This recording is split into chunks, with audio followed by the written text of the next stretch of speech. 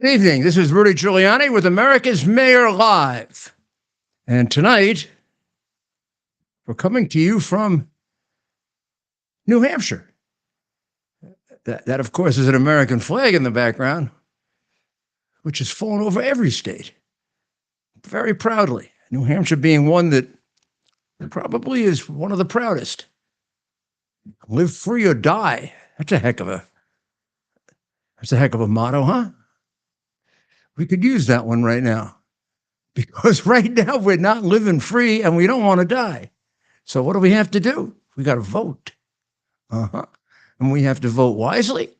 And we have to make sure that we use all of our energy to get the people out to vote to save the country and to bring the country back from the fascism that has been introduced in many, many areas in this country by the present 30 to 35-year-long criminal who's in the White House, and the regime around him, which, if he's not making all these bad decisions, are the ones who are.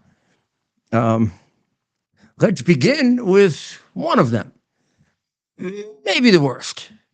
Several others would pick 4 or 5 more to challenge what I'm about to say as the worst attack on America by Joe Biden. But I would say the illegal alien crime wave is entirely due to Joe Biden, nobody else. He came into office and he reversed all of the things that were in place that had brought illegal immigration down to one of its lowest levels in quite some time, about 400 to 450,000. Compare that to his 3.5 million last year, and you get an idea. If you use that 400,000 as the base for Trump, although surely it was going down, he's responsible probably for 7, 8 million, 9 million additional illegals that are here, and illegals that are here under much worse conditions, meaning with no vetting. Trump, of course, did a lot of vetting. In fact, was challenged by Biden and our American-hating Democrats for being too strict and being discriminatory and being all kinds of terrible things, particularly with those coming from terrorist country. He's been particularly easy with people coming from terrorist country, which leads the director of the FBI, who has illegally intervened to help him throughout the last 4 or 5 years, to actually, cry out like a stuck pig that we have to be very, very careful of a terrorist attack. Of course, that's about 3 years too late from Ray. He could have done something about it when it was being created. When, for example, Biden did away with the Remain in Mexico policy, which is responsible for about 60% of the illegals that come over and have found their way next to you. Right now, they're engaged in I would say, what looks like a concerted attack on our women and children. Now, you don't feel that completely, nor do you feel the complete weight of the crime wave that is being produced by the Biden invitees, these illegals coming from Venezuela and Nicaragua and Guatemala, many of them out of prisons, particularly in Venezuela, many of them copying their hero, Castro, who did this on a small scale, but did it quite effectively under the president that he's often compared to, and that president is considered a lot better, Jimmy Carter. Carter had the Mariel boat lift, and that was roughly about 25,000 criminals, 100,000 legitimate people. He's working in the millions here in terms of criminals. When Biden says, it's unfair to label them as criminals, no. It's called prudence, wisdom, putting safety first to label them criminals. Since we don't know who or what they are, because he never bothered to find out, don't we have to assume the worst? In many ways, the empirical data tells us to assume the worst. Now, you don't know all of the empirical data because they hide it from you. They don't tell you. Many of these crimes that have taken place in communities all over America have been done by illegal migrants. I dug out a couple that you know and a couple that you don't know, and I focused on just one thing. I'd have many more if we dealt with robbery, beatings, break-ins, assaults, minor thefts, major thefts. I just concentrated on attacks, vicious attacks, fatal in many cases, on women and children. The most recent one to be focused on nationally is Jocelyn Nangare. Jocelyn was only 12 years old when she was killed by Johan Jose Rangel Martinez and Franklin Jose Pena Ramos. They are both now arrested and charged with capital murder in the state of Texas. This happened in Houston, Texas. The body, her body, was found in a creek in northern Houston on Monday at 6:15 a.m. If you want to look, that's a picture of the very lovely young 12-year-old. You see her there. You also see the two animals that did it being taken in by the police, Martinez and Ramos. They are illegally. They are illegally from. Now, who would like? Is that would any of my colleagues here like to guess where these two? Here they are. A better look at them. Should I put it this way? Well, facing you. Okay. Here they are. That's the two of them. That's. I'll bring it up a little bit. See the previous view right here, Mayor? Look up. One over. Other one. Ah, yes. Okay, so let me point them out to you. The one with the fatter face is Jose Martinez Rangel. Jose Martinez Rangel. And on the right is Franklin Pena. They are both charged with murder. They were seen with her that evening. They were seen going into a park or wooded area with her. And then later on that morning when she wasn't found, they went looking for her, and there she was in the park, having been raped and murdered, strangled and murdered. I think also sexually assaulted. They crossed the border on March 14th. Just here a little while, these guys, huh? And from where else? Did I mention where they came from? What would you like to guess? It's got to be Canada or Finland, right? Oh, yeah, Canada or Finland. Okay. No, they came from Venezuela. Here's the question.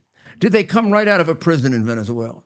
Because there's no doubt that Maduro is doing that. I mean, now I know Democrats cannot engage in this because they're not allowed to reason and they're not allowed to exercise common sense. They're not even allowed to protect you if it might interfere with the election of Joe Biden. But let's do the thing that Democrats don't do. Let's reason together and be rational. Maduro is a out and out dedicated communist. Communists learn from each other. They borrow each other's techniques. Fidel Castro, very masterfully, in the late 1970s, after Jimmy Carter made some offhand statement about "I'll take anyone from communism, from Cuba," said, "Okay, you want anyone? Okay, I define anyone as anyone. Here's 100,000 or so over a period of time that are legitimate asylees, of people being reunited with their families, people who were persecuted, people whose families were persecuted, people that you wouldn't have a problem defining that way. Much more than we usually get.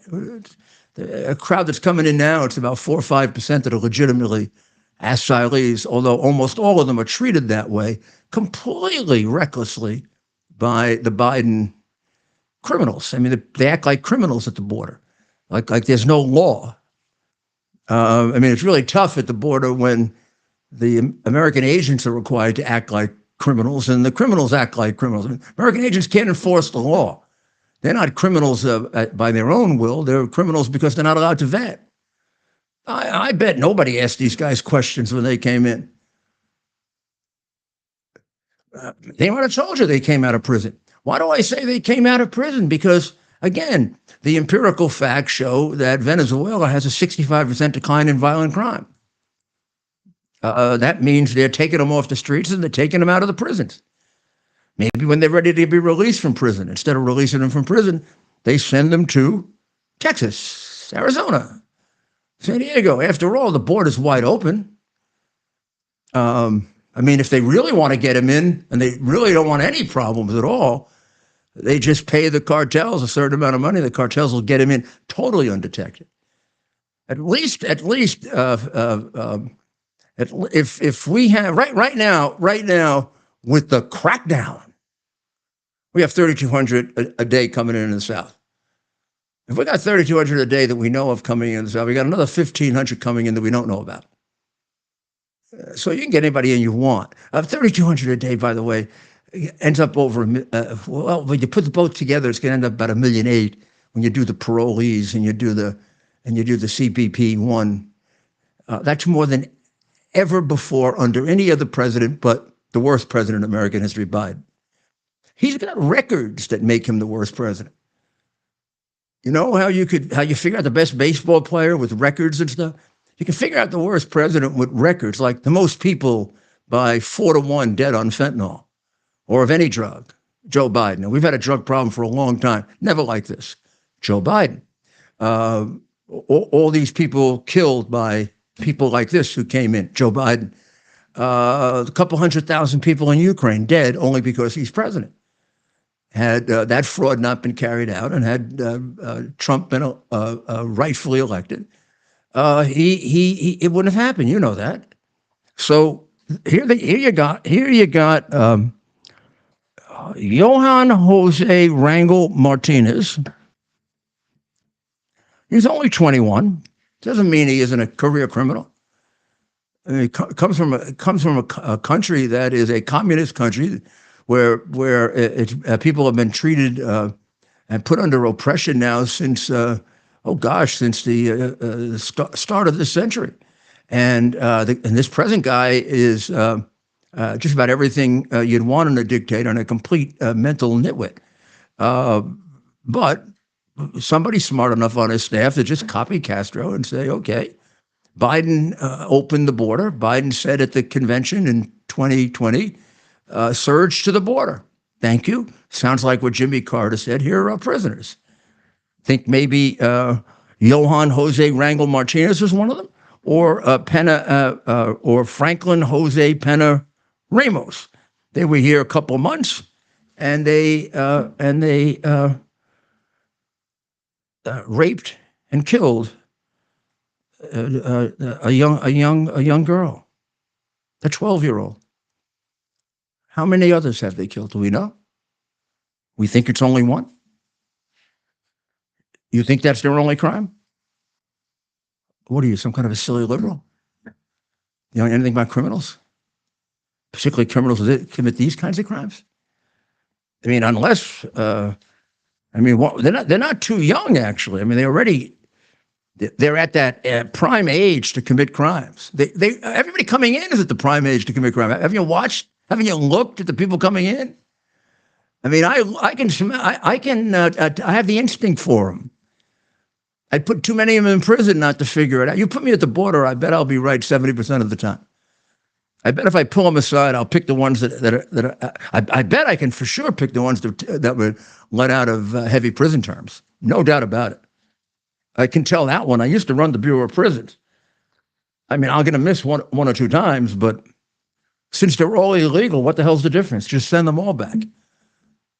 What are they doing here in the first place? They're here so they can vote Democrat. And so they can keep up the welfare state and make us into a total communist state in which the only rich people are the Biden people. And they are really rich. I mean, look at all the money he's made with bribes. And he wants to continue to be able to do that. So he's going to need to have people that'll vote for him. And when people wise up, they don't vote Democrat anymore. Just think of all the people that have changed. Look what's happening with Hispanic people and black people. Boom. Changing like Crazy.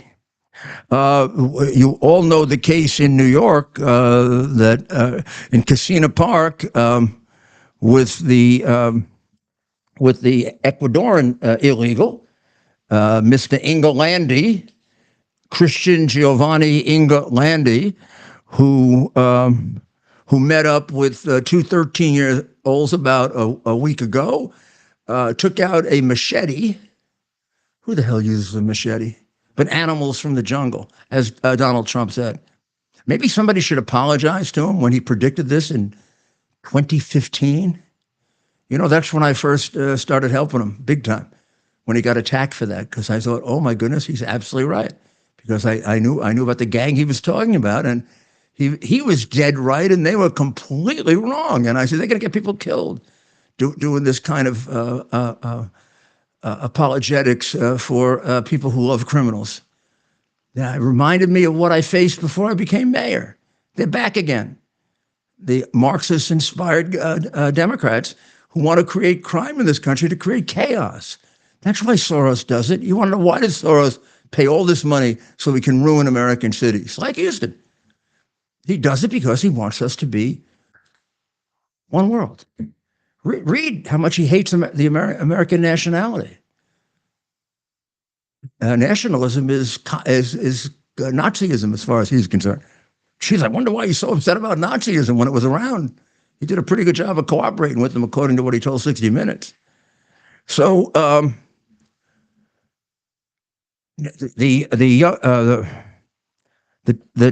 two young people there have not been identified. They're both 13 years old.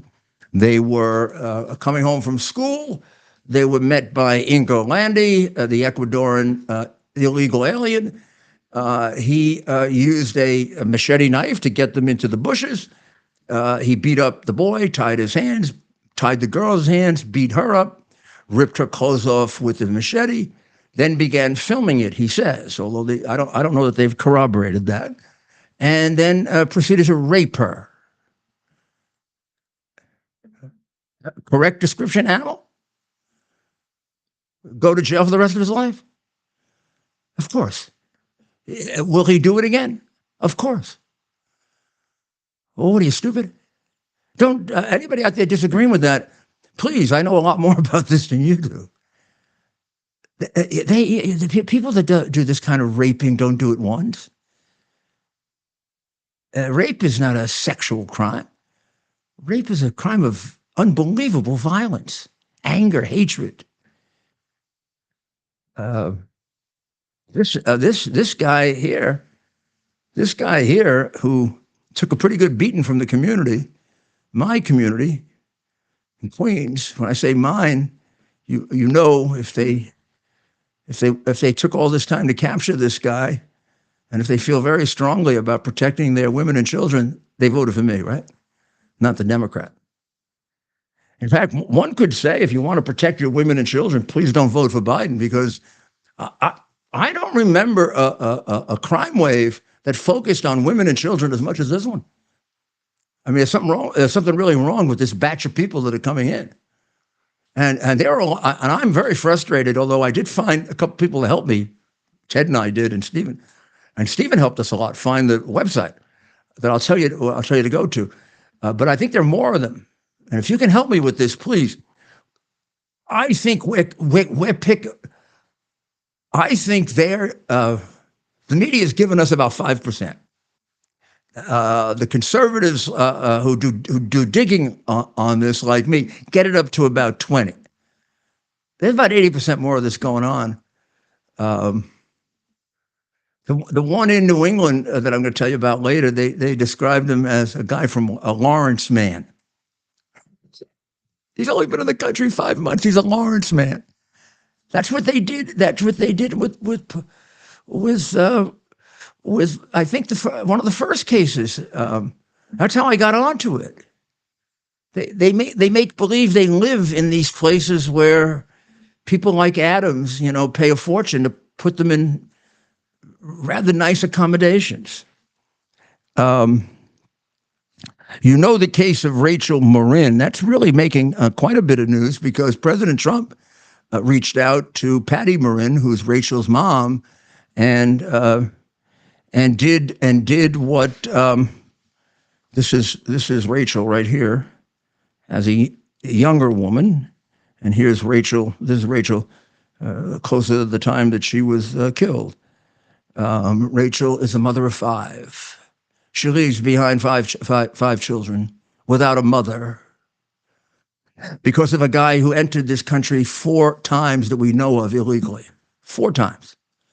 After the last time where he came in, they say undetected, which would mean he's a part of a group that they never tell you about. That's the group we don't detect.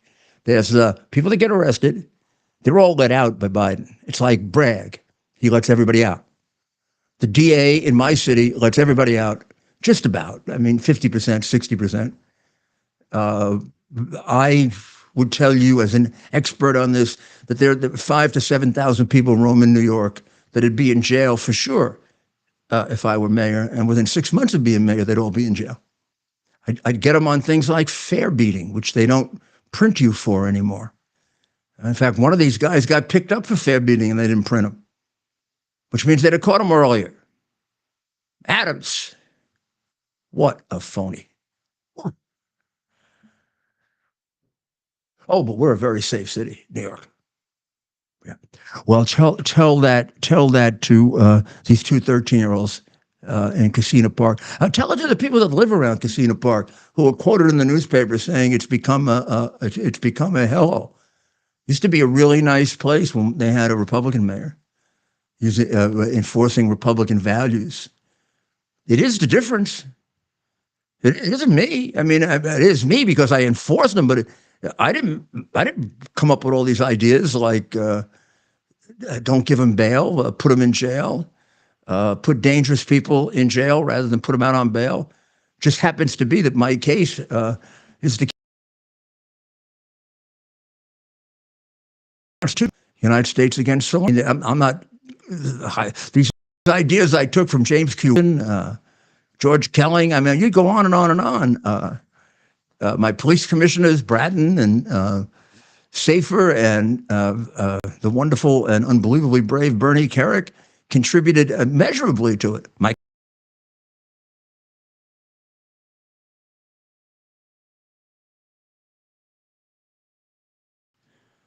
You could say all over the world there's a sample,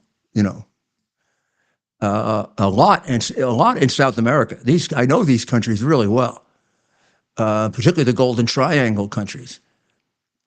The New York Police Department, it probably still is because, unfortunately, everything's declined.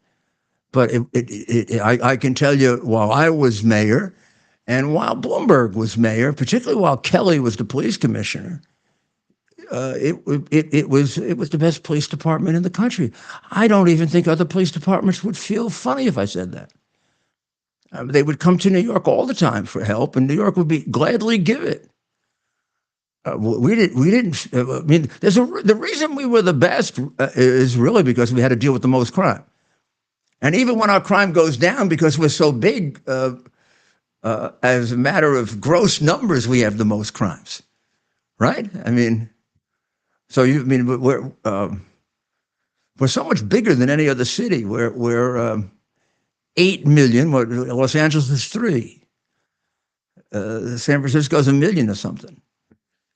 Chicago, I don't know, maybe under 1 million. Boston, a little over 1 million. Just think of the difference, right? So we got somewhere around an 8 times difference we're dealing with. So I mean, to determine the how likely is it you're going to be the victim of crime, you got to do it on a per capita basis. But if you're just dealing with numbers, our numbers are high. So our police get a lot of experience, like crowds. A crowd of 100,000 someplace else is 1 million in New York. A crowd of 1 million is not unusual in New York. Most other cities almost have never seen a crowd of 1 million. We get more than that at World Series parades, Stanley Cup parades, New Year's Eve. Rachel Marin's murderer, Victor Martinez Hernandez, the guy who's been back and forth 4 times, and within a few days of his last entry, he he did a home invasion in Los Angeles and beat the hell out of a 13-year-old and her mother. He left his DNA behind, and then after he found poor Rachel at the Mom and Pa Heritage Trail in Maryland and pushed her in, raped her, beat her, killed her, and left her in a culvert. He's been hiding out with his family. His picture's been all over the damn place. Been hanging out with his family. How many of his family are illegal? Anybody check? Think they should be sent back? Why? Why not? Because they didn't do it? They came here illegally. If they came here illegally. Why shouldn't they all be sent back who came here illegally? What are we, stupid? What do we have the law for?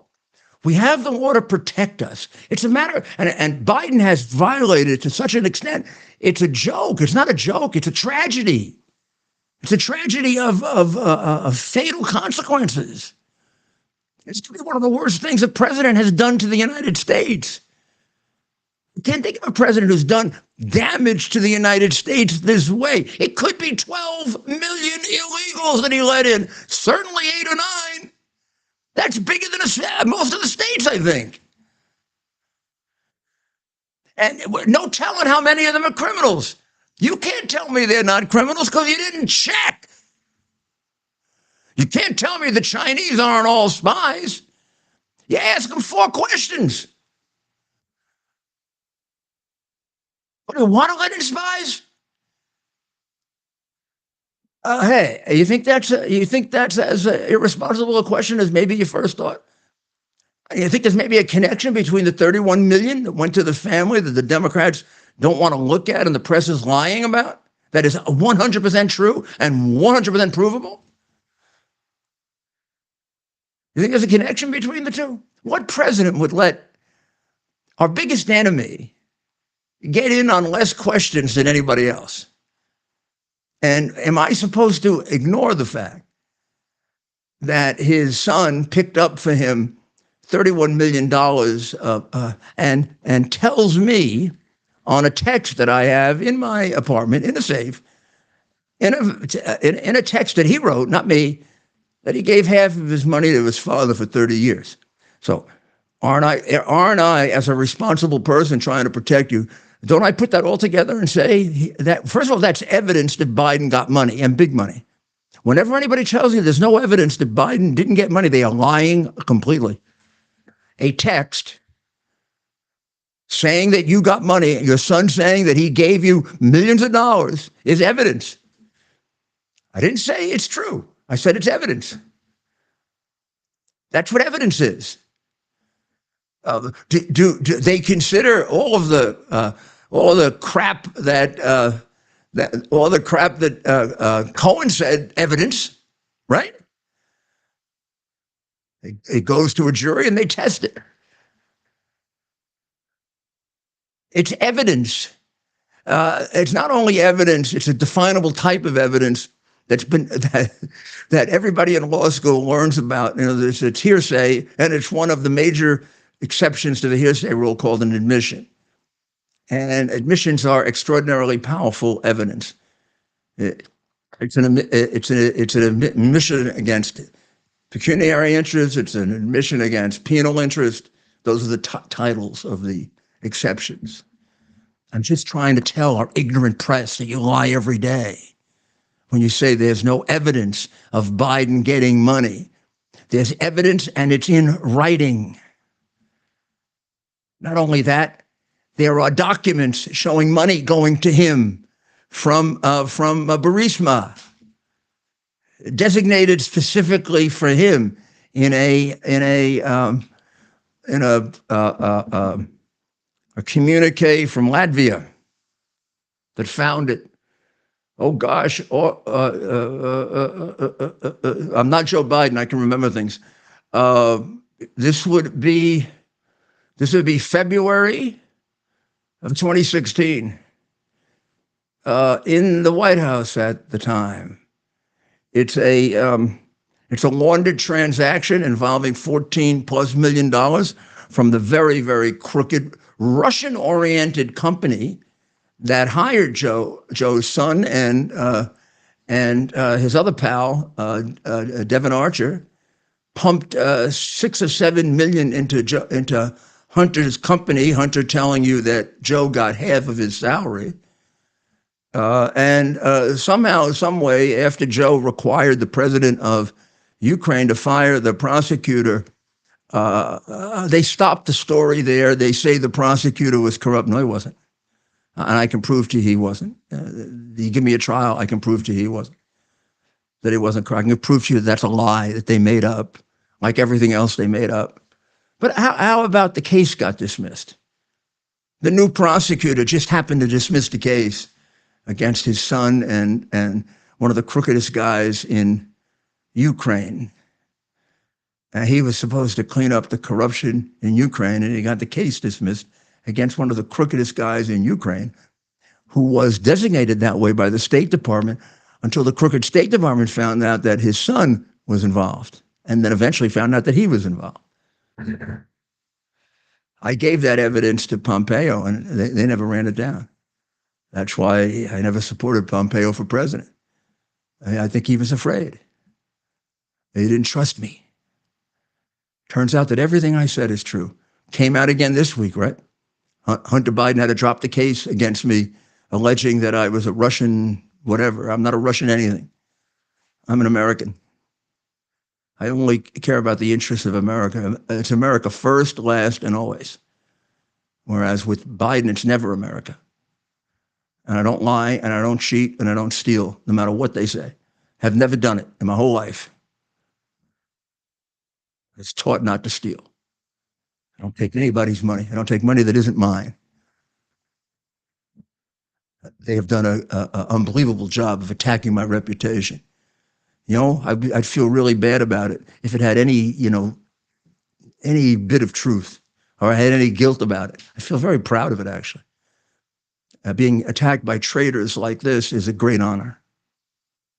Because when the history of this is written, I'm going to be the one who brought out Joe Biden's criminality when nobody else did. I'm going to be the one who got the hard drive with Bob Costello. And I'm going to be the one with Bob Costello and Steve Bannon who got it to the New York Post. And then when the Post got shut down, we got it all over America. We exhausted ourselves going up to the election, going around the crooks, meaning the press. So Rachel Morris's killer is now in custody, but she wouldn't be dead if Joe Biden hadn't been elected president. President Trump called Sally Morin and expressed his condolences and did not say that, obviously, and shouldn't. She knows it. She's just about said it. They all know it. Like the families, like the families of the service people who died in Afghanistan, who directly tell you that Biden got their kids killed. Well, one of them just about tells you if he got his hands on him, he beat the living daylights out of him. I don't think that's a good idea because of the Secret Service and the laws and all. But Patty Marin got a call on Thursday from Donald Trump. They talked at length, it says here. I'm deeply touched by President Trump's kindness and concern. Yeah, he's such a bad guy, right? Oh, he's going to ruin democracy. How can he ruin democracy? It's already been taken away from us. Biden has it in his pocket. I got a fair trial. Trump got a fair trial. Come on.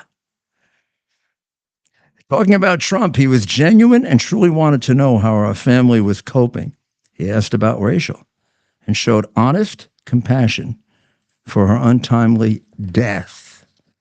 His words brought comfort to me during this very difficult time. Do you know how true that is? I was told that. I was taught that by Father Michael Judge, who died on September 11. First time I went to the home of a firefighter who was lost in the line of duty in 1994. I did that almost 100 times before September 11 for firefighters, police officers, other city workers who died serving the people in New York. But the first time I really didn't know what to do or how to do it. And Father Judge said to me, Mayor, just going there is going to lift them. You don't think of yourself as the mayor.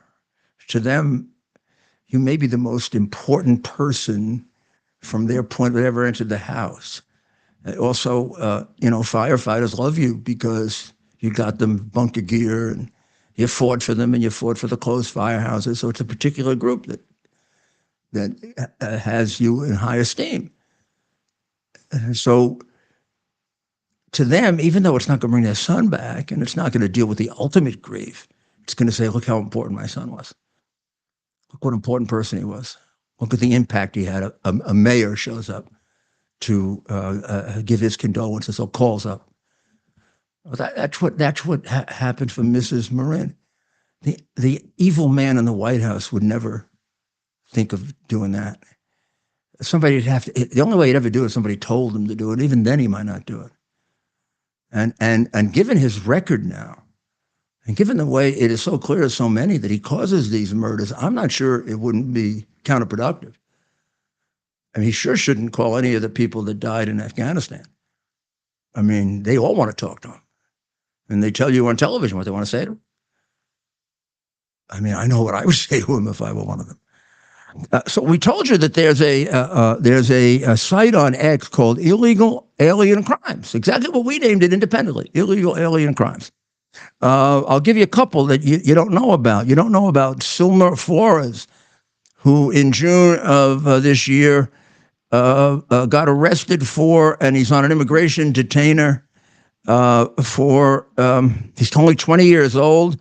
He falsely claimed to be 17 to try to be treated like a juvenile. He kidnapped a young woman described as a very young teenager. Got to imagine that's 11 or 12 or 13, right? He dragged her and he raped her. Now he's on an immigration detainer and a $100,000 bond.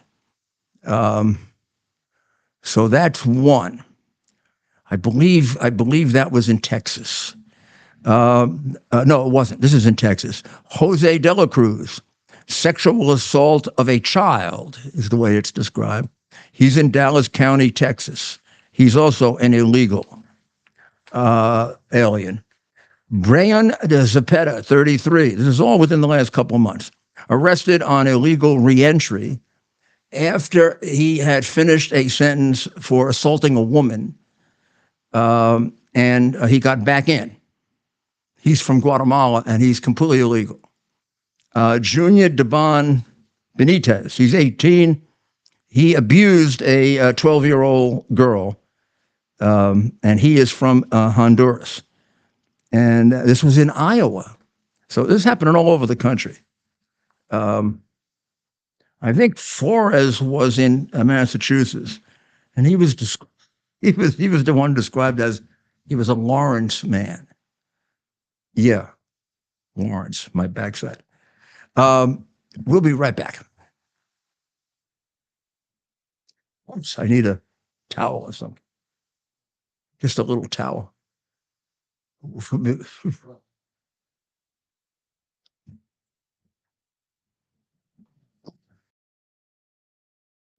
Here we are, pretty much at the beginning of the process here at this pristine, I call it a laboratory. It's not like a factory, it's like a hospital. This is the beginning of the process for roasting. Deep grain, very good quality. Most people don't use this quality. We deal with small farmers because they like to know who we're dealing with. They give us the highest quality, all organic, non-GMO. You should know all Arabica beans, no Robusto, all Arabica. They're going to go into the roaster, and it'll get roasted for about 20 minutes or so.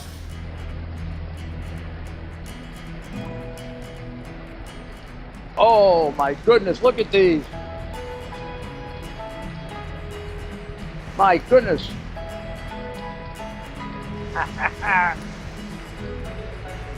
You're going to want to specially order these.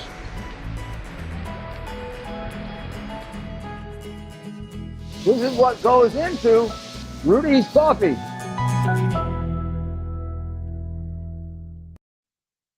This is Rudy Giuliani back again with America's Mayor Live. We spent a lot of time on the illegals coming in because, to me, it's the worst crisis of all. But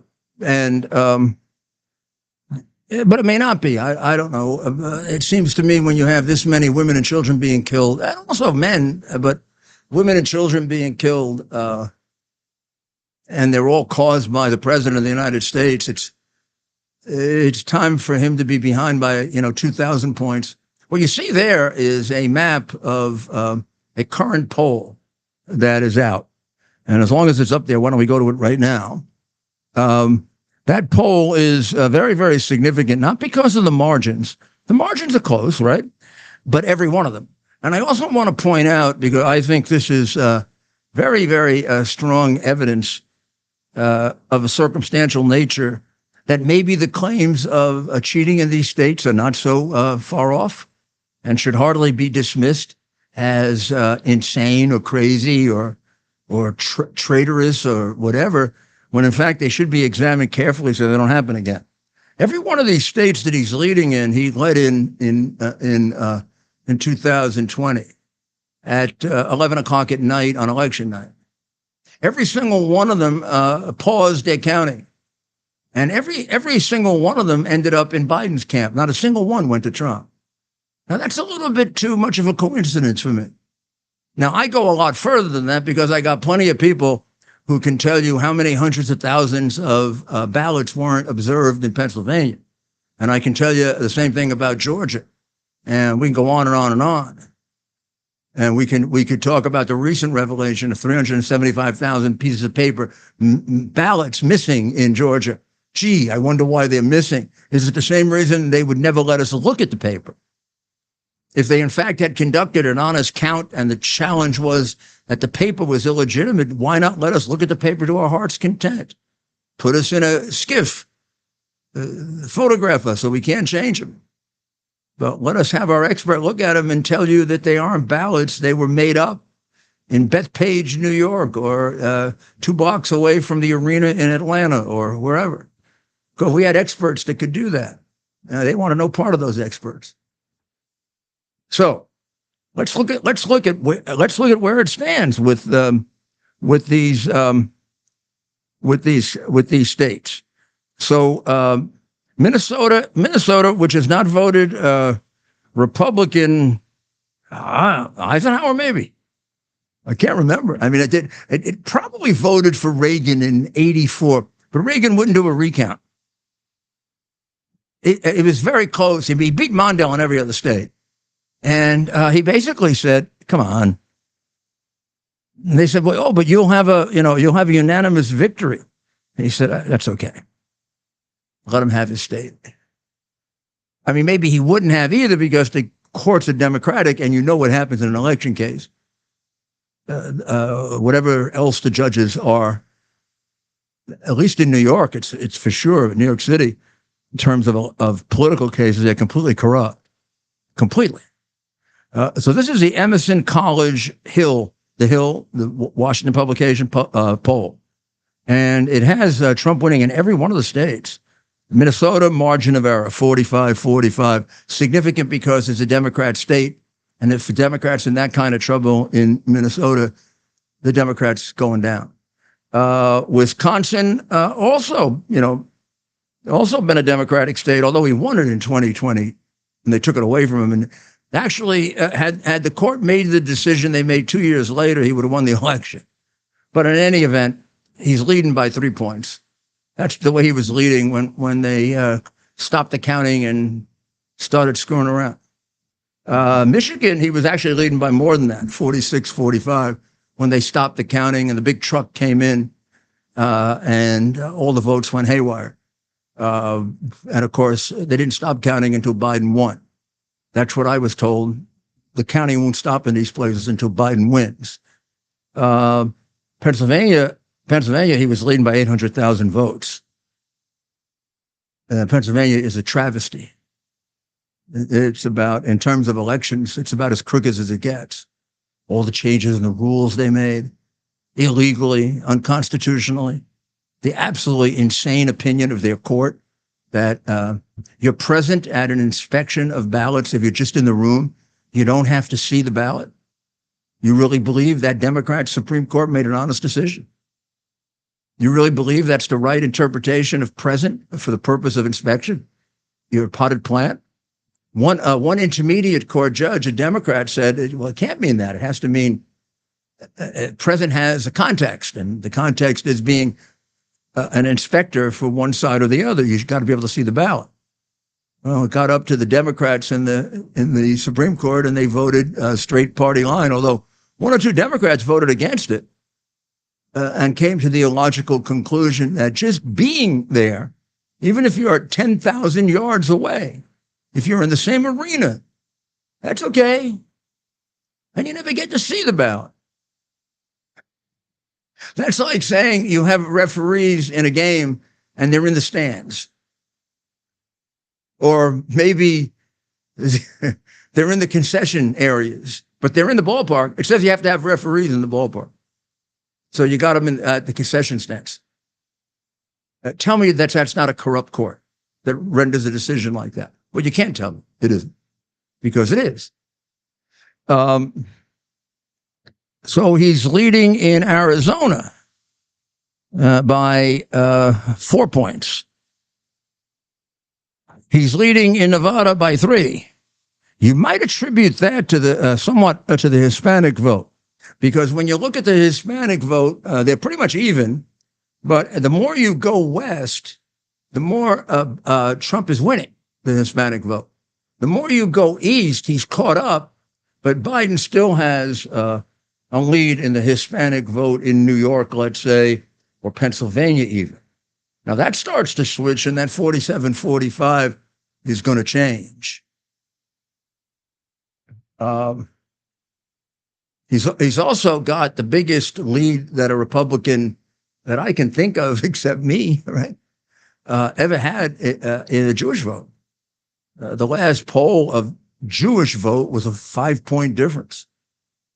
I don't know when that happened. Eisenhower, maybe.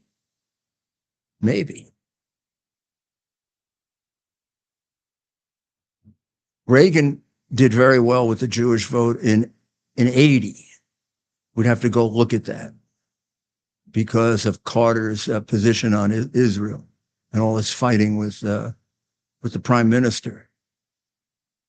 We'd have to look at it. But the last poll that I saw was a 5-point difference in the Jewish vote, which is, I think, the best a Republican's done. If it isn't, it's about the best. And Georgia is a 4-point lead. And again, if the black vote ends up continuing to even just move away from Biden, right now it's moving away from Biden and going to Trump like 2-1. So for every 3 that leave Biden, 2 go into I'm not going to vote, and 1 goes into Trump's column. Either one of those changes the dynamic of the election, right? If you're getting a vote 9 out of 10, and 1,000 of those people stay home, you lost 900 votes, right? And so it depends. On the other hand, if one of them comes over and votes for you, you're truly almost like getting 2 votes. So those switches are extraordinarily important. The switch in the Hispanic vote is real, because it's been happening, going back to Bush, and I remember it happening when I was running. I think first time I had about 34% of the Hispanic vote, second time 42, third time 48 or 49. And the vote in New York is a Democratic Hispanic vote. Some of these places, it's a Republican Hispanic vote. Florida, I mean, one of the reasons Florida is switched is the Hispanic vote. And where are Hispanics on immigration? Well, the most recent poll on expulsion of everyone who's illegal. That used to be considered an extreme right-wing view. That is now the view of 63% of all Americans and 53% of Latinos. That is New York, by the way, which you're looking at right there. Among black voters, it's 59-29. That's a rather small. I mean, the Biden vote is really weird at 59. I believe it's actually better than that. But that poll, I think it's more like 64, 70, something like that. 20-point drop, 24-point drop. Most of the others are about a 24-point drop. And most of the others, Trump is at about 23 or 24. Latino voters, actually, Trump is doing a lot better than that. And that's New York, 54-26. Around the country and in the West, Trump is leading in the Latino vote. And I think New York will start to move toward him, because that's the trend with the Latino vote. The more they learn about the election and the more they learn about Biden, the more they move toward Trump. And I think if Trump does a good job in the debate, and I mean, both of them get an advantage for the extremes that have been presented, right? So they say, well, Biden is going to have the advantage because he's painted as a demented moron. And if he just gets through it without, bumbling up more than 2 or 3 sentences, and he doesn't freeze out or start walking away, he's going to win the debate. On the other hand, Trump has been presented as a dictator. He's going to, I don't know how they can do it since he was president for 4 years and he wasn't. He didn't prosecute his opponent. Biden did. He didn't go put all of Hillary's people in jail and try to destroy them like Biden is trying to do to me and Bannon and Navarro and even kids who worked on the campaign. Trying to destroy them, destroy their lives. You can't imagine how hard it is to get a lawyer, even for me. But for people I have to help get lawyers. I did a town hall meeting here in New Hampshire, and half the people went on the other side of the room. They were all for Trump, but they didn't want to be seen because they might be fired. What the hell is that? That's McCarthyism, isn't it? On the other side. And Trump is a danger to democracy? And this is what Biden is doing? That's complete projection. When they listen to Trump and they hear him, they're going to realize that he's nothing like the way he's been painted. I can't imagine. I can't tell you how many people I've had introduced to him tell me what a nice guy he is. And he is a nice guy. But they also expect somebody that's going to hit him. He doesn't whack him in the face or call him a name. He's a nice, and he is a nice guy. What that lady said, Mrs. Marin, is 100% on target. You can't fake that with the mother of a dead child. Man, they pick it up right away. That's why they can't stand Biden when they're with him. They pick up right away what an evil man he is. I just think dogs do that. And now I'm starting to think that may be the reason why his dogs bite so many people. I mean, it really is weird that the last dog that he had bit 22 Secret Service agents. They even destroyed the papers of the guy who went to the hospital, where there was blood all over the White House. They have some of the leaked emails where they say, good luck tonight, or I hope you remain alive, or don't get bitten. I mean, you read stories of a person's dog who's taken away for 1 bite, 2 bites, 3 bites, right? 3 for sure. And some of them are not anywhere near as serious as the ones you see. And the dog before this one, this is 22 with the most recent one. What is it, Commander? His name is Commander? Yeah. Like the team? That's like So- yes, unfortunately, like the team. Like the team, yeah. The other dog before this, he had to get rid of too. He was biting Secret Service. Major. They don't like Secret Service agents, that's for sure. I'm surprised one of these guys doesn't shoot them, but I guess they don't have the governor Yeah. Where's Christy Nome when you need to her? defend them. Yeah, he should. Maybe you'll have to bring her in as Maybe he should VP. make her vice president to protect the Secret Service. I don't know. She does, by the way, she does allude to that in the book, I believe. What? I think that believe Biden's yeah. dog's a monster. Like one of the first things she'd do, like watch but the out, dog- watch out, Commander. I love dogs. So I may be unfair here, but I'm not blaming it on the dog. No, I'm clearly blaming it the on dog him. shouldn't be there. I don't blame it on Hunter. I blame it on him. I mean, look, it doesn't matter. This is speculation, but as a father, I ask you the same thing as fathers or mothers. If you had a child who was addiction prone as a teenager, would you have them in business with some of the most dangerous killers and criminals in the world?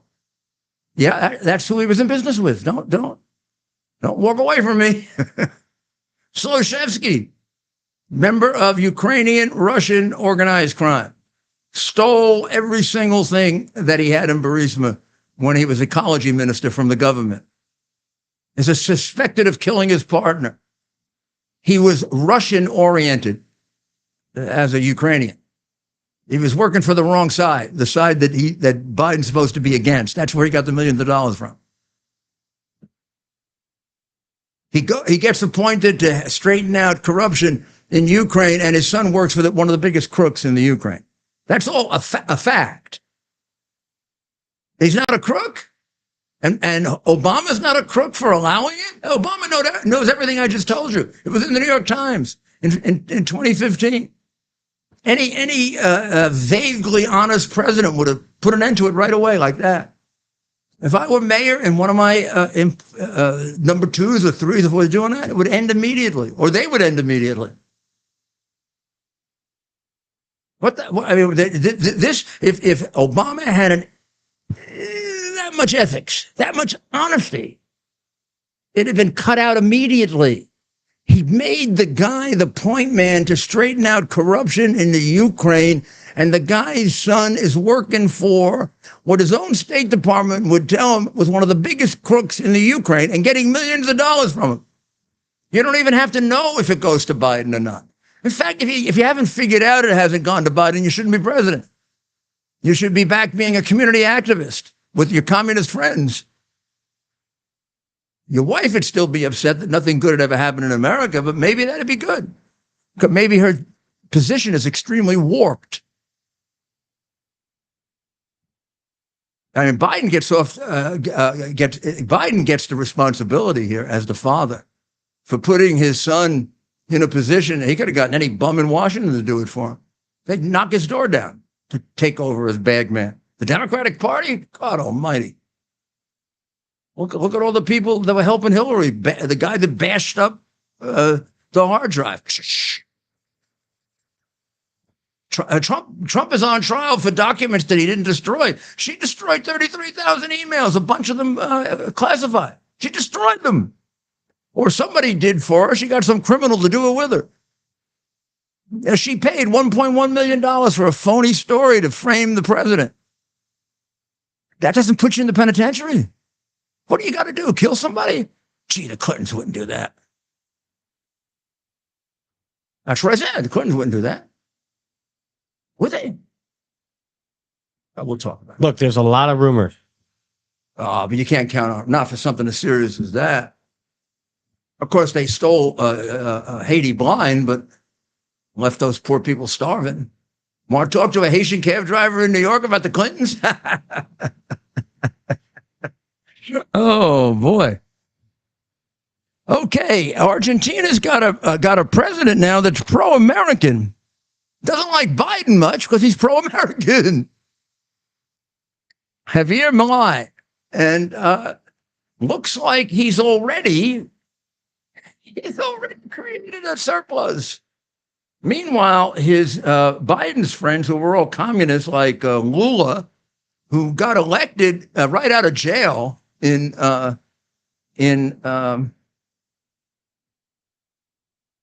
let me make sure I got this right now. So Lula was elected in Brazil, right? Yes.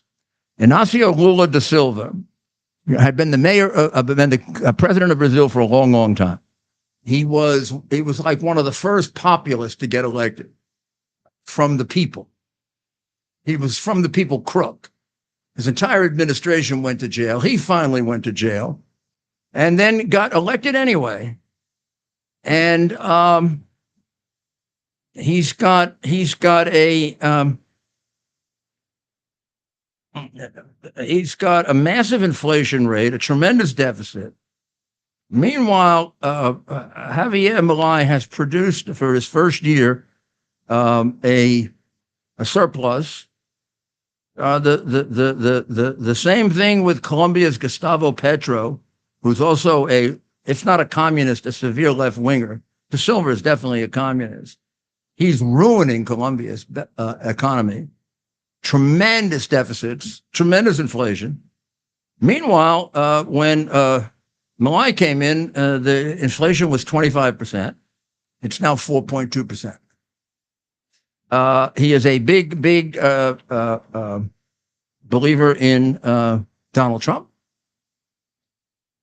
thinking, and he is working as hard as he can in paring back Argentina's gargantuan state, and he's making inroads against inflation, as we've seen.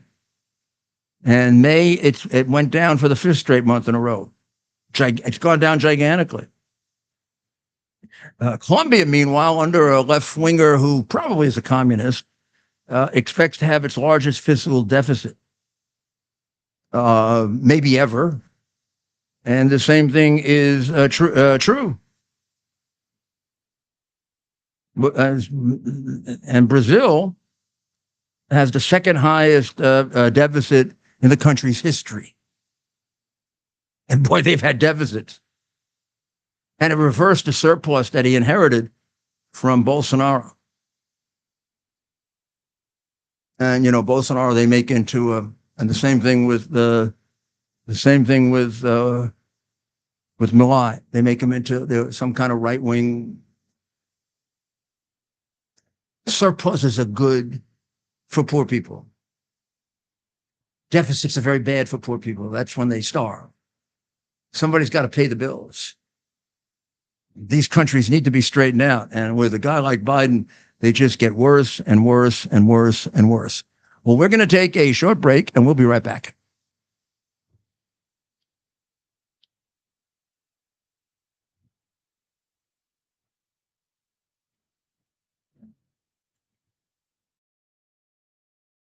We're having the biggest sale ever on overstock clearance and brand new products. For example, save 60% on our Goose Down comforters, the best comforters ever. They go perfectly with our MyPillow bed sheets and duvet covers. Save 25% on our brand new kitchen towels. They're made with the same technology as our famous My Towels. Our initial quantities are extremely low, so get them now before they go. Our seasonal flannel sheets are finally in. You save up to 50% and they sell out fast every year, so order now. They're truly the best flannel sheets you'll ever sleep on. Or save up to 80% on all our clearance items. And this is where it gets even better. For a limited time, your entire order ships absolutely free. So go to MyPillow.com or call the number on your screen. Use that promo code to get deep discounts on all MyPillow products. And for a limited time, your order ships absolutely free. This is Rudy Giuliani back with you with America's Mayor Live. You're looking at a map right now that is extraordinarily disturbing. And without any doubt, the product of Biden's corruption, that nothing is done about it. You're looking at American military bases.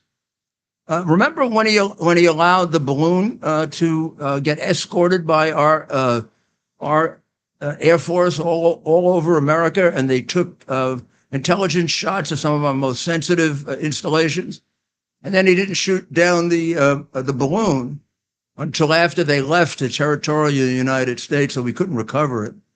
and probably after he checked with his friend Z that they got all the pictures they want.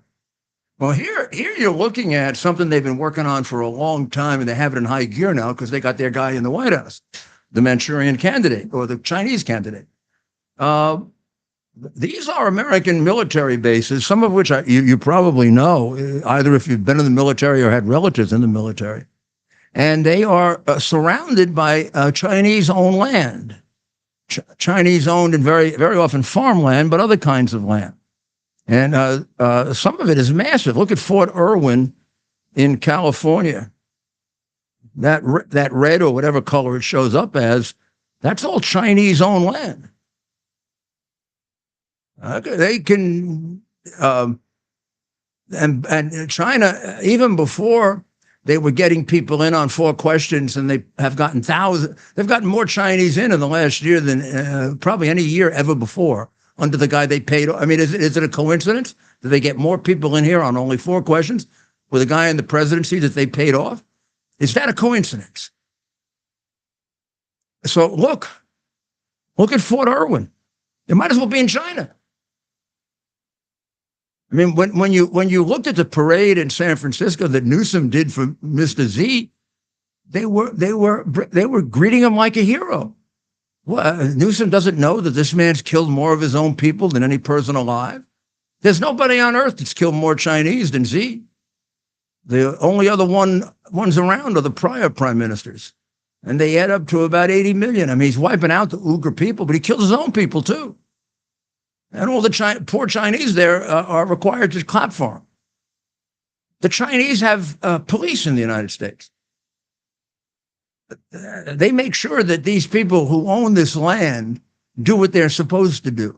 And now with the 50, 60, 70, 80,000 extra, some of whom are definitely spies, because if the Chinese didn't take advantage of this, they're not the Chinese communists. If the Chinese communists did not take advantage of this, we have nothing to worry about. Z just likes to say he's taken over the world, and he just likes to have the biggest navy in the world. And he just likes to threaten to take over Taiwan. He likes to do that just for fun, to get Biden more demented. So these people are operating, you can just assume they're operating under the orders of the Red Chinese. Everybody in the United States that they can reach who came from China. Now, they can't get to everybody, but they get to a lot of people. And you can be sure they can get to a lot of people who own this land. That's why they own this land. Fort Irwin. Look at Camp Pendleton, one of the major training facilities for the United States Marines. It looks like it's on Chinese land. Yuma Proving Grounds, there's another Chinese right there. Gives them a pretty good view of our aircraft, huh? Same thing if you go to Hawaii. Dugway Proving Ground, Hill Air Force Base, all the way up. What are the Chinese doing with land up in Grand Forks? I'm sure it's very popular in Beijing to have a place in Grand Forks. Well, there just happens to be an Air Force base there. Or way up in Maine. Or Wright-Patterson. Huh? Or in North Carolina. Look, it looks like in North Carolina, it looks like they have most of the damn state. You got a Democratic governor there, so why not, right?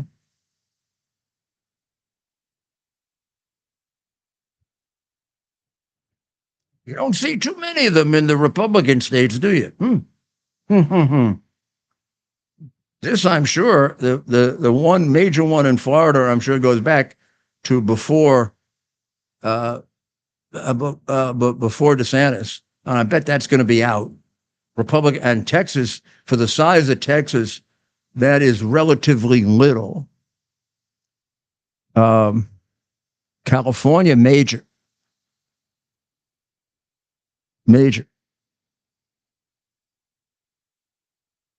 Really, this is something to be very concerned about. And I think Trump will be. I think Biden knows it, and what he got paid for. So we had another opinion day in the Supreme Court. We didn't get the opinions we're really waiting for. We did get an interesting opinion. It doesn't tell you everything, but it tells you something. The Supreme Court decided 6-3 that you don't have a right to bring into the United States your non-citizen foreign wife or husband. Now, it's a little different than what Biden is doing to us. Biden is double-crossing us on his idea that he's going to cut down on immigration by allowing people who are married to, in the U.S., American citizens. They're illegal, but they're married to a U.S. citizen.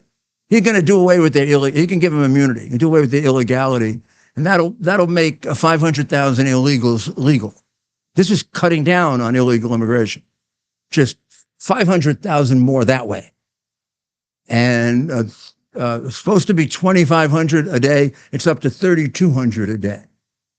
And then we don't have any numbers on the CBP-1 program, which you do on the internet. But last year it amounted to well over 1 million. No reason why. Everyone thinks he's going to step it up to make up for the reduction that he did, well, I guess it's 3,200 now. And then parole, well, we don't really know what he does on parole. He does that a lot for the Chinese. He paroles them in. And they're completely illegal, but he paroles them in. The Chinese seem to be one of the biggest beneficiaries of that. In fact, a lot of these things are for the benefit of the Chinese. Our whole green program is for the benefit of the Chinese. You didn't notice that? If we do electric cars, the only place that makes the minerals for the electricity we're going to need, which we'll never be able to produce anyway, is China. Meanwhile, China built the most coal plants last year. It amounted to like 65 to 70% of the carbon from coal in the world. So all of our not using coal amounts to nothing because China is using it way beyond what we ever did, and in a much more dirty way. So why are we hurting ourselves when they're doing it? I could tell you the same thing with the other areas of the green program. I mean, China is. If you stop China, you would basically achieve all of the ridiculous objectives they want to achieve, which means you would actually achieve nothing, because I'm not sure carbon hurts you at all if it's handled in the right way. It must be great to be a liberal. You can go like. They want to put me in jail for the rest of my life for nothing, for nothing that could amount to a crime at all. And meanwhile, Alec Baldwin shot somebody dead. Now, it could have been an accident until you start to realize how he's lying. First, he tells you he didn't pull the trigger. Well, I mean, that's ridiculous. For that alone, you should put him in jail. He didn't pull the trigger. I mean, this is the same gun control stupidity they tell you all the time. Guns create crime, not people. I mean, he really thinks that we're stupid enough to believe he didn't pull the trigger. It was in his hand. Everybody saw him shoot it. And guns don't go off by themselves. And the wind isn't that great in New Mexico. Meanwhile, the prosecutor has now put out a damning report, which says that he was way beyond reckless in the use of firearms before this happened, throughout the period of time that he was on the set. And he was also an angry, mean son of a bitch. Let me read some of the things they have in the report. Up until the day of the shooting, he was using his gun very often as a pointer. This is a pointer. Hey, shithead, this is a pointer, not a gun. He was firing the weapon after filming was over in violation of safety rules. I believe they have that on tape. He was firing it. He had his finger on the trigger in scenes that didn't require it. He rushed poor Hannah Gutierrez Reed, who's gone to jail and been made the scapegoat here. He was rushing her to reload his gun right before it happened. So, okay, maybe she shouldn't have been rushed, but He's a pretty important guy, and she was not a pretty important person. She was a Republican. They'd give her immunity to testify against him, wouldn't they? They wouldn't have her in jail. Now, I think what happened is his lying got the prosecutors really PO'd. I was a prosecutor, and I'll tell you, nothing gets to you. Even if they try to get you to politically screw up a case, because they never would do that with me, because I put them in jail for it. Prosecutors say there are many clips that show he was angry and aggressive, almost in ways for no reason. There's one that shows him halting so he could yell and swear at the crew. And taken together, the conclusion is that the incident was by no means an accident or mistake. It came about because of his continuous reckless behavior. And I think Gutierrez Reed should be taken out of prison and allowed to testify as to how she was pressured to get that gun to him right away. That's a good piece of evidence. Any responsible, honest prosecutor would have used that to get the big guy. You go for the big guy in the prosecution, not the little one, unless you're a crooked Democrat. Then you do Hunter Biden and let Joe off the hook. And Hunter tells you that he gave half his income to his father for his whole life. And you ignore it. You also ignore the text in which he says he was a danger to his to his niece and nephew. And the one that says that the psychiatrist said he was sexually abusive to his niece. His father ignored all that, just like his father ignores his granddaughter. Never met her. What kind of man doesn't meet his granddaughter? Not a man. Not my book. You don't meet your granddaughter because it's going to hurt your crooked little political career? Piece of crap. So, vice presidential choice. Where are we, boys? What do you say? Well, Doug Burgum. What does it look like? Doug Burgum was making the rounds. Changed a little since we last had our little talk, right? I guess, yeah. I mean, It was looking more like our friend Ben Carson then, right? That's right. And Or maybe even Vance. And comment below. We're going to put your responses up on the board as well. Comment below who you think President Trump should select and for the vice president. I'm still sticking with Ben Carson, but Doug Burgum, look, makes some sense. What are you thinking, Mayor? Has anyone stood out recently? The New York Post, and I don't think they have any more knowledge of this than you and I do, but the New York Post says that the three top choices in Trump's mind, like they know that, right? Like the last thing that Trump is going to do right now is talk to the New York Post the way they battered him. Although actually, I think they've come around. So maybe we should shut up, right? I think they realize that how about for people who think the way we do, and of course, they're basic thinking, even the journalists, correct. We don't have a choice unless we want this country to go to hell. So they say, and they don't know the order. They give you their order, but they say it's Burgum, Rubio, and Vance. And their selections are big yes for Burgum, fairly big yes for Rubio, and a no for Vance. And here's the reason. First of all, let's take Vance. Not experienced enough, no matter what. In this election, you're going to look at the vice president as the next president, either because either one of them can't run again, right? And the vice president usually becomes the candidate, and either one, and both of them are older. So you got to, God forbid, you got to think about death, even in the case of a very healthy Trump. We always have to think about death. I mean, young men die too. So, and also the concentration on Kamala and how bad she is going to put more concentration, believe it or not, on the Republican. And it can help by big contrast between a completely incompetent Kamala and a very accomplished vice president. Vance is just not accomplished. What is he, 39 years old? He's been a little back and forth on his positions. They're pretty solid now. but he tends to go to an extreme on them. Like no support at all for Ukraine is a little crazy, given the fact that Russia gets a great advantage if it's able to completely win in Ukraine. And look, there's nobody that believes that the money's being wasted than me, but he doesn't bring up the right reason. The right reason is because the country's corrupt.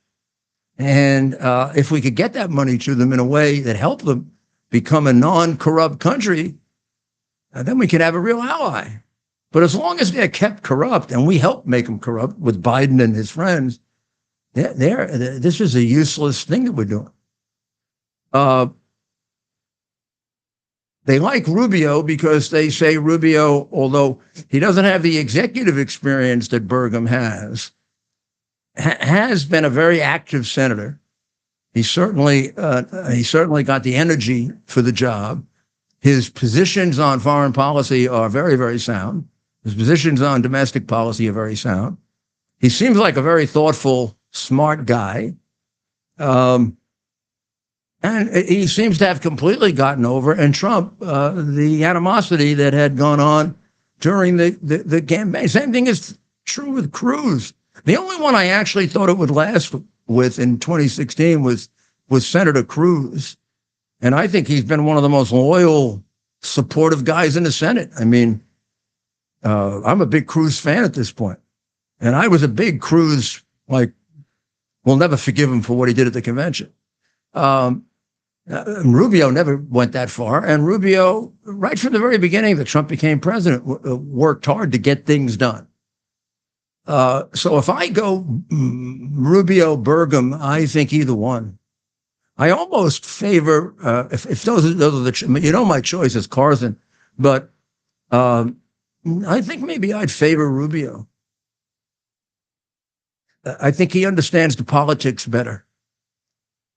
And I think he might just add a little to that Hispanic vote, as well as attract the base and reinforce it. What do you think, Ted? I like Ben Carson being, he's from Michigan, a key state. He's definitely a story about someone who overcame some very I didn't read the book. I plan to here. He grew up in some rather poor conditions, and really has a message of how education and reading and working hard can lift you out of poverty, and is one way to. But he has a really good story to tell. I think there are two questions. We'll ask Stephen too. The two questions are, and is it the same person or a different person? Who would be the best president either to succeed Trump in a tragedy, God forbid, or to be our candidate in 4 years? Although we don't have to select our candidate now, but who would be the best president? And then who would be the best to get him elected? Is it the same person? And although the president says vice presidents don't get you elected, first thing you got to recognize is they can get you not elected. Yeah. So we got to take off the list anybody that like that. I think that's what happened to Noam. Whatever you think, that could be fatal because of the way people feel about animals and dogs. You might not agree. I do, but you might not agree. But enough people agree so that it could be. Yeah. Too much of a wild card. You don't need a negative from your vice presidential candidate. You might get one that you didn't anticipate anyway. You don't go in with one that you know about. And I think the three that they mentioned fit that. I don't think there's that I know of a significant negative on Burgum or Vance or Rubio. That's right. But who would help? Who would? Let's Who do. would- You're telling me for sure that Ben would be the best president, right? Not for sure. Once you start talking about the best president over Rubio, who are the other possible? Nothing tells me that Rubio or even Doug Burgum would be better as chief executive. Nothing stands out about them. Then why do you like Carter? I look at the vice presidential selection strictly in terms of politics. strictly in terms of politics, Oh, you think winning an election. That's So why I you look at the think- VP I see. pick. Okay, well, that's good to know. So you think Carson would be the one who would help him the most win? Yes, his selection, not because he would be necessarily helpful, he wins anything that Trump couldn't win, but yes, I believe he's the best complement to President Trump. And you're not And sure- being from Michigan is part of that. Being from Detroit, Michigan, to me is part of it because this election comes down to Michigan, that's a good point. Georgia, Pennsylvania, Arizona. So he can go into Atlanta, Georgia, and win votes. Well, Stephen, what do you think? Well, I think Ted was right on the money talking about how Carson would, better complement Trump stylistically. And we've been really focused on getting, urban outreach, black outreach in the Detroit area. And Carson was able to speak very effectively. The one thing is a lot of people say he's low energy. And I have to agree, he's very compelling, but it's just a totally different style than we're all used to. And also Carson looks good after Trump on a placard. And, I'm a hometown boy, so I like Ben Carson. He looks good on a placard. What does that mean? Like the name Carson following Trump Carson? on the yeah. By the way, wasn't Mike Pence low energy in 2016? Yeah, And he was at least he was considered similar. A low energy, quiet guy. Who is this? I would say Pence. Was thought of as, But Pence is. Yeah, I don't think there's much of a distinction between in terms Pence of, and the more Carson. people learn about Ben Carson, though, the more compelling his story becomes, and Me too. it can be an inspiration to a lot of people and get people out that might not have otherwise came out, like at those churches that we were in. a black man growing up in extreme poverty, and he can he tells the story. I've heard speeches, right, and his inspirational story of being raised by his mother, who taught him the importance of hard work and education. Brain surgeon for president. Yeah. I mean, you got to be an extraordinarily intelligent man to be a brain surgeon. Right. That's the other thing. He became successful in a very a way There's people look nothing- at it there's- like brain surgery. There's no question about making it on merit with brain surgery. That's right. Nobody's going to allow you to operate on their brain based on wokeness. And he was a leader within his profession. Didn't he end up running the hospital? I know doctors who know. I mean, I played golf with him. He's a friend, I have to admit. I'm probably closer to him and Rubio. I don't know Burgum at all. Rubio, I was the second person to endorse him after Jeb Bush because I wanted the governor that was there, Charlie Chris, defeated because he was probably at that point the biggest liar I'd ever met in politics. I hadn't really uncovered all the crap on our present occupant of the White House, who puts it in a different catergory. Keep the comments coming. Who do you think the president Trump will select as his running mate? You not as assertively, but you are for Carson also, Stephen. Yes, sir. I'm for Carson. I remain for Carson. But I'm also in the camp that believes that it's just going to be someone that we don't expect, and it's going to be a good pick, and Trump's going to keep us on our So toes. you'll be one of those three. Not necessarily. Everyone loves to speculate. You do believe that? Well, betting purposes, and I believe it'll be I don't think it'll be Vance. I don't think Vance, and nothing against him, but I just think he's too young, and just doesn't add anything politically. He doesn't really add anything. He's going to win Ohio. He's going to win the states that Vance would be popular in. He could be a teeny negative. He needs somebody that can smooth things out a little rather than rile things up. No Marjorie Taylor Greene on the list then for you? Right. And Carson and Rubio would both fit that. They're both, Rubio, you could say, is a fairly low energy guy. Probably a little more than Ben, but also, only thing that Rubio has is more experience being a political speaker and a political debater. Burgum is a pretty high energy guy. Yeah. When you listen to him speak. And he is a natural executive. You can see he takes charge. Look, frankly, any one of the three of them would they be good presidents? I think the answer is yes. I think all three of them have shown qualities that make me comfortable that they could take over the presidency, and I'm not even saying better than Harris because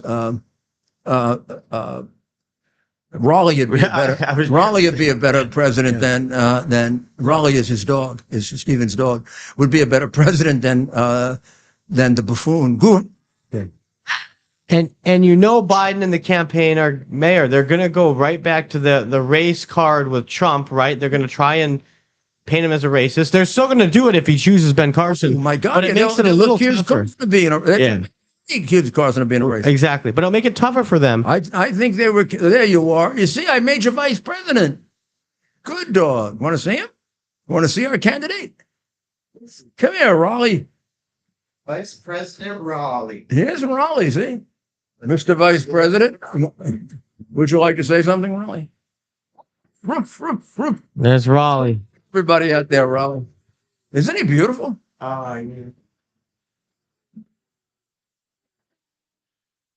Raleigh is a very. By the way, he's been here a couple of days. He's really a good dog.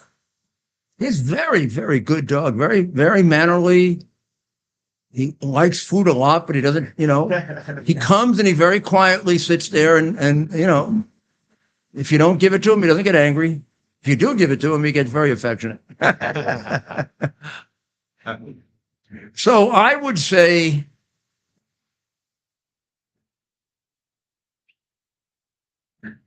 Want Ben.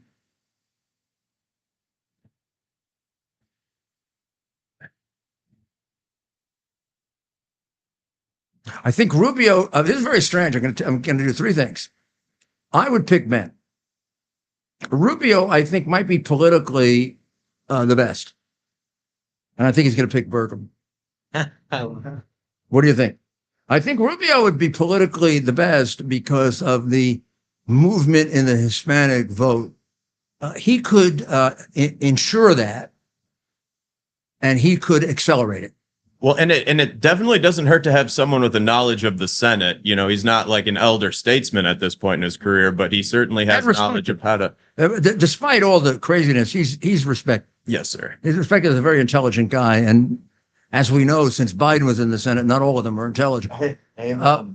But clearly was always known as the dumbest man in the Senate, which is why I wonder how Obama selected him. He probably wanted a stooge. He probably wanted, the guy we saw him when he did the Edgar Bergen and Charlie McCarthy the other day, right? Putting the arm around him. And do you think he did it on purpose to kind of give him a little problem?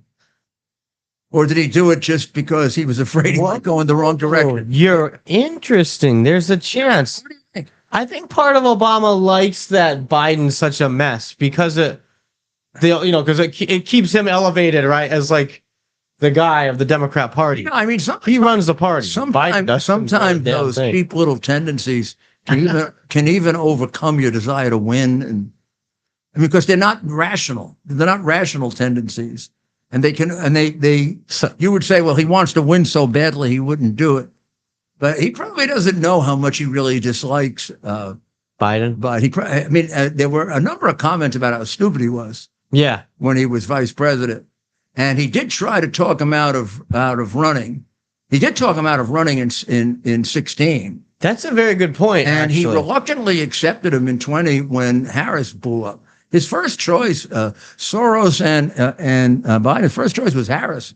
I will tell you, they didn't realize what a terrible candidate. Terrible candidate, yeah. Yeah. I'm sure they regret it now because the only thing it did was box him in with Biden at this point. Now Biden's just so out of it. Yeah, I think part of Obama, he doesn't mind that people in the Democrat Party, right, yearn for the days of Obama. We certainly. But I mean, he will not necessarily have the same position with another Democrat. Like, I don't know that anyone. Well, I don't know, but I don't know. Maybe Harris he could push around the way he pushes around Biden. But yes. I don't see any way she could get elected. And I don't know that Newsom would let him push him around that way. I don't think he would, but I don't see Newsom as electable against Trump anyway. Well, I don't see him as electable either, but who's going to run? That's the thing. That's the one problem they have. The governor. Whitmer. And I go back and forth on that one. No, she would probably let. Yes, she would. She'd do whatever it took to Obama win. bring it all over. Yes, if it meant being president of the United States, she would. Yeah, you yes. see, but once you become president, you can say screw you. Yeah, and would she? She has her people around her. It's such a big jump, right, from governor to president. I mean, you can promise anything, but once you become president, you got all the. Yeah, I mean, Biden can't because Biden is demented. Yes, so someone's Biden can't figure his way up to his bedroom. Yeah, but there are people that are happy with that, and there are people making a lot of money in Northern Virginia, and they just as much keep Ukraine going. That's why they don't turn them in. Yeah, I mean, that's why they don't act like Americans and say this guy's got to go. A guy's got to be fit to be president. I mean, the country is for all of us, not just all you freaking billionaires. Convention. Their last chance will be convention to make a switch, and they'll probably want to make a switch from somebody other than Kamala. I don't see how Kamala Harris wins without almost every poll. She does worse than him. That he ain't doing too well. So we're getting closer. We'll see what happens. Any chance that Biden's big surprise next week is he drops out? He says it'd be a big surprise next week. He's got a big surprise for next week. Now, I figure it could be dropping Harris. That would be funny. What would constitute a big surprise? Would he go to war? We know he can't end the wars. Neither Hamas or Israel wants to end their war. I don't think Ukraine is ready to give in to Putin's demands, nor should they. And so he's not going to end either one of the wars. So what's his big surprise? Going to spend more money? I can't imagine. That'll be some big new money program. I mean, that's have Trump arrested or something. In the room, they put all the conditions on him so that they can get Trump in a room and take him. I don't know. No, they can't. They have to wait until. Yeah, that's not happening. There's zero. July convention, July 11th. So it's not next week. No. There's zero possibility of that happening. And we have a lot of comments for Ben Carson coming on. Ben Carson getting a lot of love in the chat. Of course, the mayor. People want to see the mayor as the VP. And a lot. We'll keep up on that. That'd make Biden happy, huh? Yeah. Can you imagine? The two guys he wants to put away. We could both govern from prison. You debating Kamala Harris, not fair. That's not fair. Debating you in a debate against Kamala Harris? It'd be very hard not to laugh. Well, my good, yeah, but just the difference in. I mean, come on. That's like there's a reason. But I would ask. It's like an NFL team playing a high school football team, right? Kamala, have you ever analyzed what causes that? You could get rid of that. I mean, psychiatrists could help you with that. Oh gosh, psychiatrists could do a lot. You could, yeah. That. So Russia's a big country and Ukraine's a small country. Name two other big countries and two other small countries. Kamala, if there are reparations, exactly what are you going to do? Your grandfather was a slave owner, and somehow you have African-American background, although I think maybe from the Caribbean, I don't know. But let's say you do have some entitlement to reparations. All right, you have to pay some in? And what's the balance? I mean, you have to pay in more than you get? Another just crazy idea. You were made the czar for immigration. Do you want us to use that as a measure of the kind of president you would be? Yeah. Hopefully not something we'll have to ever. We went down to the border once. Consider. And how many came in? Yeah. More than, what, 5 states? Crazy. All right. I tell you what, let's not have a debate. Let's just tell jokes. Yeah. Friday night. No. Knock. Kamala and her debating Republican who debate, whoever tells the best jokes. Oh, well, you got to be smart to be funny. I'm to vote against him just so I don't have to listen to gaggle anymore. Yeah.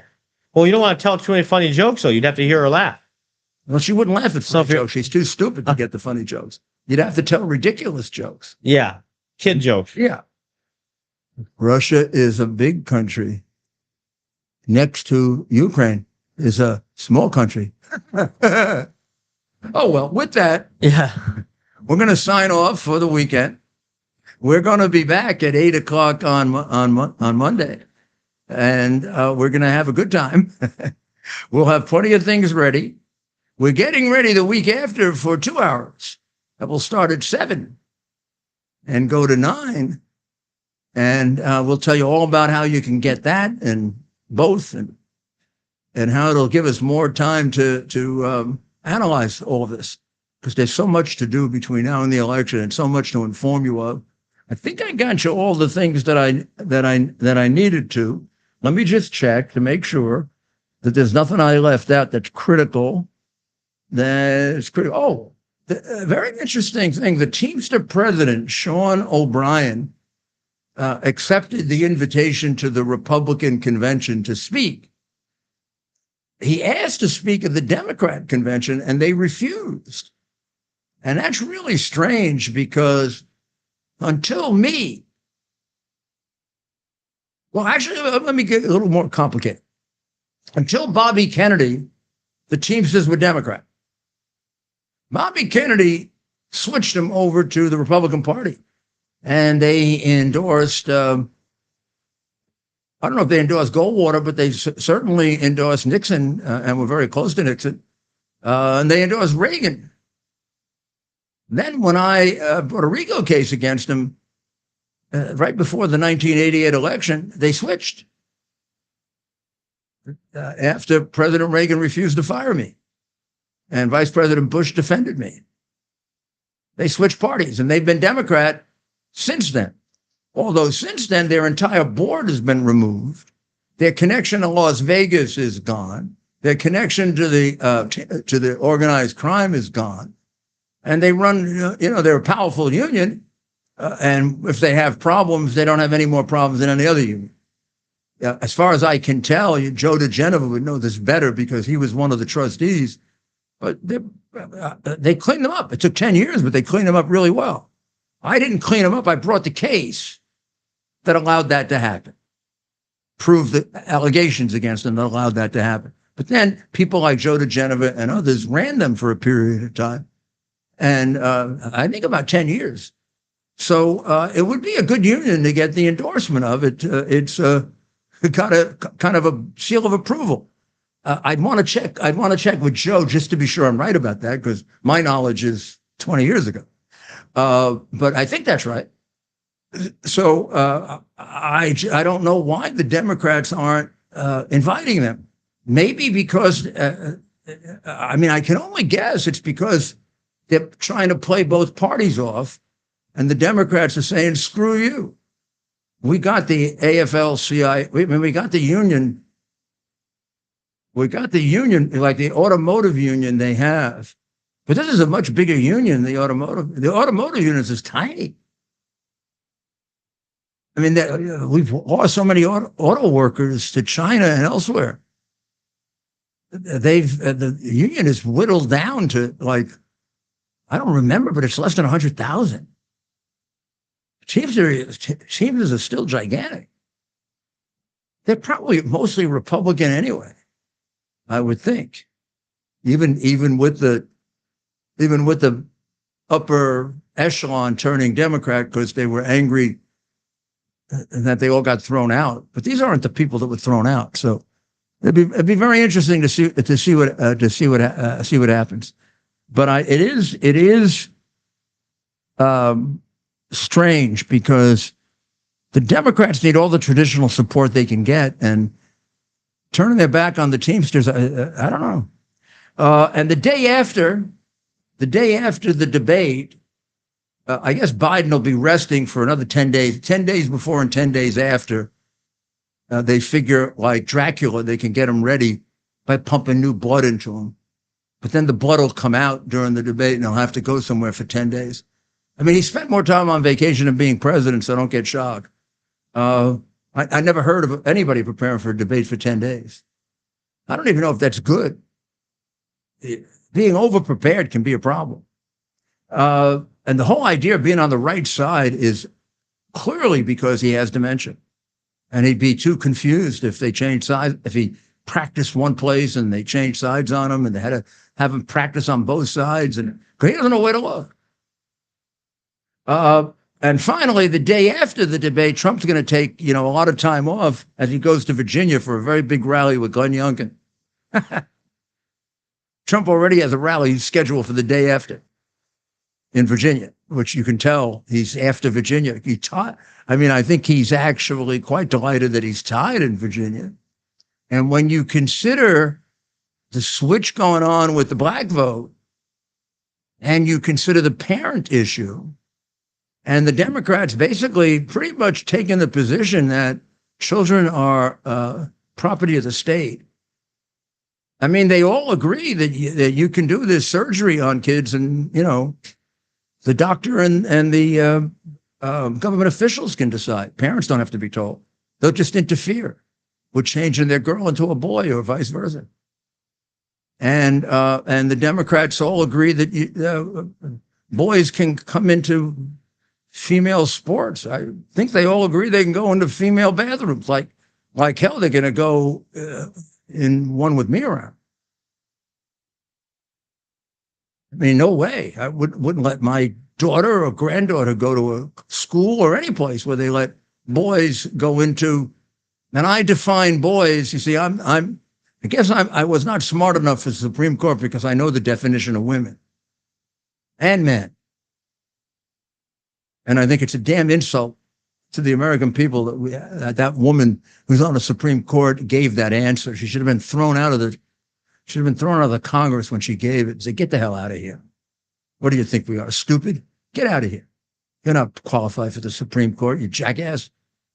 What's a woman? I really can't define it. Get out of here.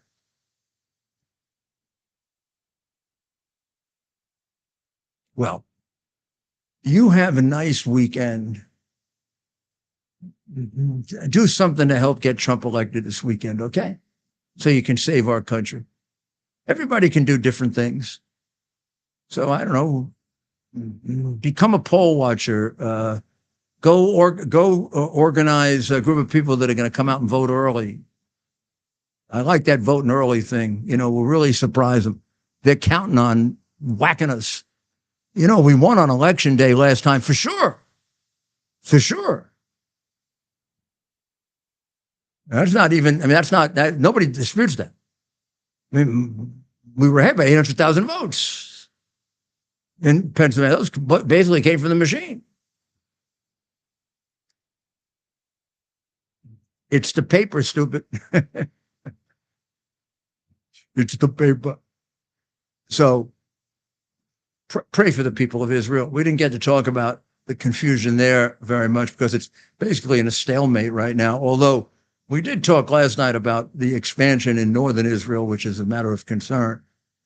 And we are going to talk at great length over the next couple of weeks, if we don't get too distracted by politics, about the difficult decisions that have to be made in China, Red China, and in Iran, about whether to take advantage of the weak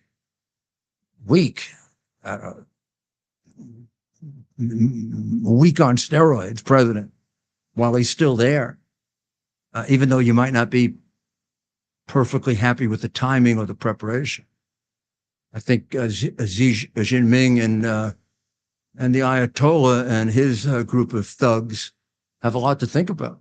Putin too. All right. God bless America. We'll see you next week. Bear the principle of common sense and rational discussion to the issues of our day. America was created at a time of great turmoil, tremendous disagreements, anger, hatred.